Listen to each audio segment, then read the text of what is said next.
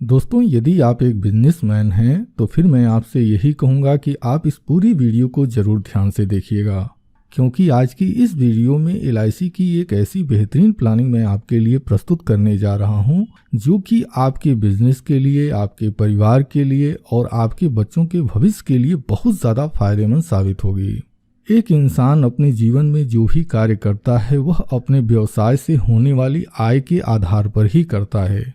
यदि आप बैंक में सेविंग करना चाहते हैं, यदि आप म्यूचुअल फंड में निवेश करना चाहते हैं, यदि आप कोई प्रॉपर्टी खरीदना चाहते हैं, यदि आप अपने बच्चों को पढ़ाना चाहते हैं, यदि आप अपने बिटिया की शादी के लिए प्रबंध करना चाहते हैं, तो यह सारी चीज़ें आपके व्यवसाय और उस व्यवसाय से होने वाली आय के ऊपर ही निर्भर करता है। और एलआईसी की यह जो बिजनेस प्रोटेक्शन प्लानिंग है, यह आपके बिजनेस की सुरक्षा के लिए बहुत ज़्यादा फायदेमंद साबित होगी। तो आइए अब हम समझते हैं कि एलआईसी की यह जो बिजनेस प्रोटेक्शन प्लानिंग है, इससे क्या लाभ होता है। दोस्तों, एलआईसी की यह जो बिजनेस प्रोटेक्शन प्लानिंग है, दो तरह का लाभ प्रदान करती है। पहला लाभ यह है कि यह आपके जीवन काल में बीमा सुरक्षा देती है, और दूसरा लाभ यह है कि एलआईसी को यह पता है जब एक बिजनेसमैन बुजुर्ग हो जाता है, जब वह अपनी जॉब से रिटायर हो जाता है, तो उसको बुढ़ापे में कोई भी पेंशन का साधन उपलब्ध नहीं होता है। तो एलआईसी की यह जो प्लानिंग है, आपके बुढ़ापे के लिए एक फंड का निर्माण करती है। यह फंड इकट्ठा रूप में आपको वापस कर दिया जाता है। आप इस फंड का उपयोग पेंशन के लिए कर सकते हैं। दोस्तों, एलआईसी के इस प्लानिंग को समझने के लिए सबसे पहले हमें बिजनेस को समझना जरूरी है। हालांकि मैं जानता हूं, जब आप बिजनेसमैन हैं तो यकीनन मुझसे कहीं ज़्यादा आपको बिजनेस की जानकारी होगी। मैं आपके बिजनेस के विषय में जानकारी नहीं देने जा रहा हूं। आपके बिजनेस में जो फंड यूज होते हैं, पैसे की जो भूमिका होती है, मैं उस पर जिक्र करने जा रहा हूं।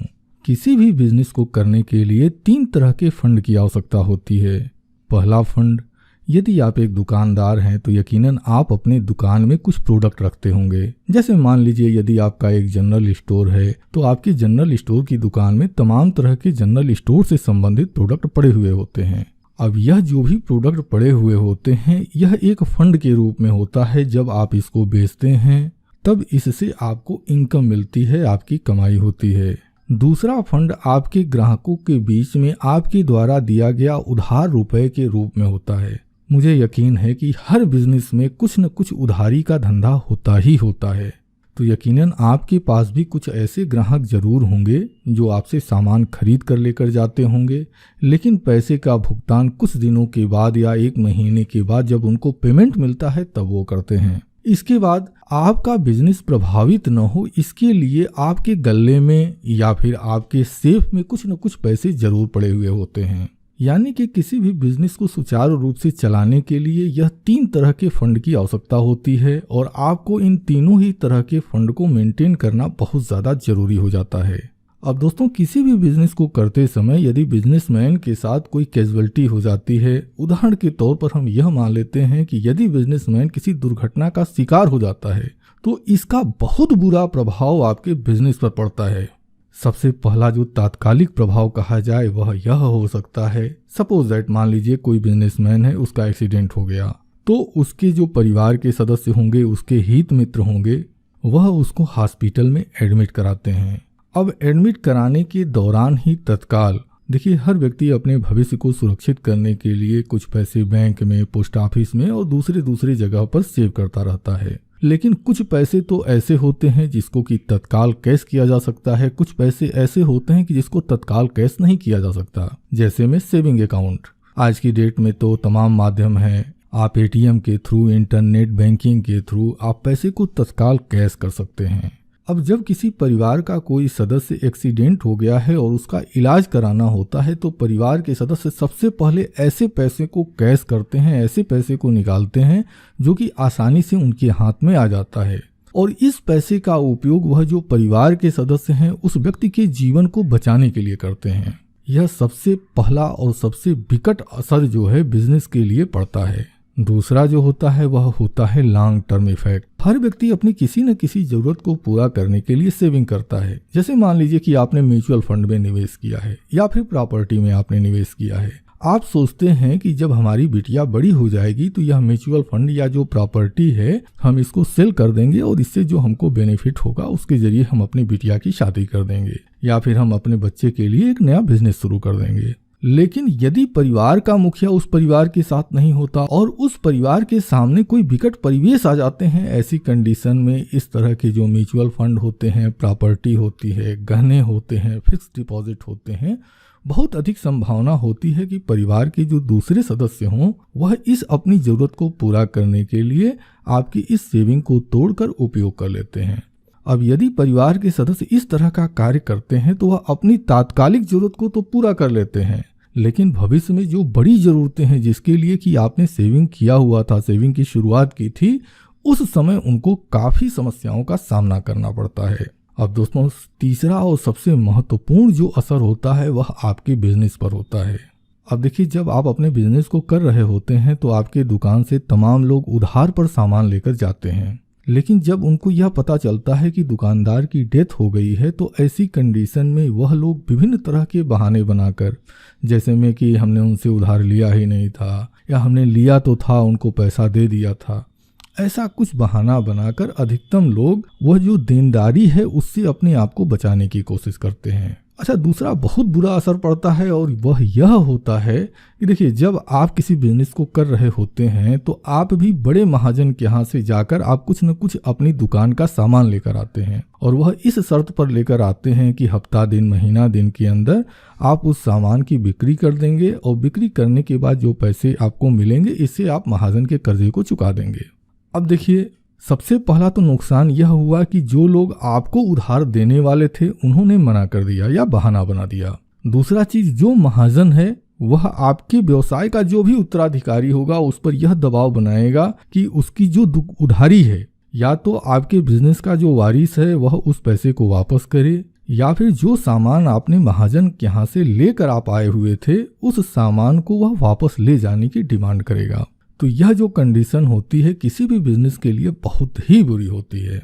तो दोस्तों, मेरी LIC को आपकी इस तरह की समस्याओं की पूरी जानकारी थी और इसी जानकारी को ध्यान में रखते हुए LIC ने बिजनेस प्रोटेक्शन प्लान लॉन्च किया।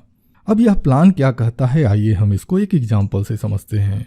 तो एग्जाम्पल के लिए हम मान लेते हैं कि आपका जो बिजनेस है, आपके बिजनेस की वैल्यू 25 लाख रुपए है और आपकी एज 30 साल है और सपोज दैट कि आज की डेट में आप यह मानकर चल रहे हैं कि हम 60 साल की एज में रिटायर हो जाएंगे। तो ऐसी कंडीशन में आप यह जो पॉलिसी है वह 30 साल के टर्म के लिए आप इस पॉलिसी को लेंगे। और कमाल की बात मैं आपको बताऊं, यदि आपके बिजनेस की वैल्यू 25 लाख रुपए की है और आप इस प्लानिंग को चुनते हैं तो इसके लिए केवल और केवल प्रतिदिन का आपको 240 रुपए की बचत करनी होगी। अब यदि आप 240 रुपए प्रतिदिन का बचाते हैं तो इससे आपको लाभ क्या होगा, आइए अब इसको समझते हैं। तो LIC की पॉलिसी में सबसे पहला जो लाभ होता है वह होता है रिस्क कवर का। जैसे मान लीजिए 30 साल की एज में आपने इस प्लानिंग को ले लिया और पहले साल ही अगर कोई कैजुअलिटी हो गई, अगर डेथ हो गई, तो ऐसी कंडीशन में 51,12,500 रुपए का पेमेंट मेरी LIC तत्काल कर देगी। अच्छा, जैसे जैसे आप पॉलिसी की प्रीमियम जमा करते जाएंगे वैसे वैसे यह जो जोखिम कवर है, मतलब कि जो रिस्क कवर है, यह रिस्क कवर आपका बढ़ता जाएगा। 32 वर्ष की उम्र में यह जो रिस्क कवर है 52,25,000 रुपए हो जाएगा। 33 वर्ष की उम्र में 53,37,500 रुपए और 34 वर्ष की उम्र में 54,50,000 रुपए हो जाएगा। यानी जैसे जैसे आपकी उम्र बढ़ती जाएगी, पॉलिसी की अवधि बढ़ती जाएगी, वैसे वैसे यह आपका जो जोखिम कवर है वह भी बढ़ता जाएगा। LIC को यह भी पता है कि हमारे बिजनेसमैन को समय समय पर पैसों की आवश्यकता पड़ती है, तो LIC ने इसमें यह भी व्यवस्था बनाया है कि आप अपनी इस पॉलिसी के ऊपर ही जब भी कभी आपको जरूरत समझ में आती है आप लोन के लिए अप्लाई कर सकते हैं और आप इस पॉलिसी से लोन ले सकते हैं। अब दोस्तों, यह जो जोखिम कवर हो रहा है, यानी कि यह जो रिस्क कवर आपको मिल रहा है, ईश्वर न करे कल की डेट में अगर आपके साथ कोई कैजुअलिटी होती है और सपोज दैट कि आपके जो नॉमिनी है उसको यह पैसे मिल जाते हैं, तो आप खुद सोच कर देखिए वह बड़ी ही आसानी से, सपोज दैट इलाज के दौरान अगर परिवार के सदस्यों ने किसी से कुछ कर्ज लिया है उस कर्ज को भी आसानी से वह चुका सकते हैं। इसके बाद महाजन के पैसे को वापस कर सकते हैं और तो और इस पैसे के कुछ हिस्से को आपके बिजनेस में भी इन्वेस्ट करके और मजबूती ढंग से इस बिजनेस को आगे बढ़ा सकते हैं। अब दोस्तों, यदि आपने प्रेजेंटेशन में ध्यान दिया होगा तो जैसे जैसे कस्टमर प्रीमियम जमा करता हुआ जाता है वैसे वैसे पॉलिसी में जोखिम कवर बढ़ता जाता है। 58 वर्ष की अवस्था आते आते इस पॉलिसी का जो जोखिम कवर है 1,01,25,000 रुपये हो जाता है। वही 59 वर्ष की उम्र में 1,05,37,500 रुपये हो जाता है।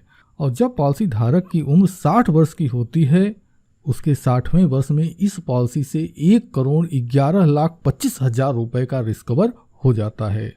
अब जब पॉलिसी धारक की उम्र 60 साल कंप्लीट हो जाती है यानी कि पॉलिसी की अवधि 30 साल पूर्ण हो चुकी होती है, तब इस पॉलिसी की मैच्योरिटी हो जाती है और इस पॉलिसी की मैच्योरिटी पर लगभग 86,25,000 रुपये का भुगतान हो जाता है। आप इस पैसे का उपयोग अगर आपको जरूरत समझ में आती है आप इस पूरे पैसे को ले लीजिए, और अगर जरूरत समझ में नहीं आती है तो इस पैसे को आप अपने रिटायरमेंट फंड के रूप में उपयोग कर सकते हैं। यदि आप चाहें तो आप LIC के ही पेंशन प्लान में इसको कन्वर्ट कर सकते हैं। हाँ, यह अलग बात है कि यह जो पैसे हैं जब आप इसको कन्वर्ट करेंगे उसी समय यह निर्धारित होगा कि यह जो पैसे आप कन्वर्ट कर रहे हैं इससे आपको कितना पेंशन मिलेगा, यह उसी समय डिसाइड होगा। तो दोस्तों, मुझे पूरा भरोसा है कि यह जो प्लानिंग है आपको पसंद आ रही होगी, तो फिर देरी किस बात की है। देखिए, LIC के पॉलिसी की जो प्रीमियम होती है वह अलग अलग उम्र में अलग अलग होती है। ठीक इसी तरह से अलग अलग लोगों के जो बिजनेस हैं वह बिजनेस अलग अलग अमाउंट के हो सकते हैं। उदाहरण के लिए कोई बिजनेस 5 लाख रुपए का हो सकता है तो कोई 25 लाख का हो सकता है, कोई 50 लाख का हो सकता है तो कोई 2 से 5 करोड़ का भी हो सकता है। तो आप अपने लिए अगर इस प्लानिंग को समझना चाहते हैं तो देखिए स्क्रीन पर LIC एजेंट की पूरी जानकारी दी गई है। आप इनके मोबाइल नंबर पर कॉल करके या फिर ईमेल आईडी पर मेल के जरिए आप इनसे संपर्क कर सकते हैं और आप इस प्लानिंग को समझने के लिए आप इन्हें बुला सकते हैं। दोस्तों, मैं उम्मीद करता हूं कि इस वीडियो में जो जानकारी मैंने आपको दी है यह जानकारी आपके लिए उपयोगी रही होगी।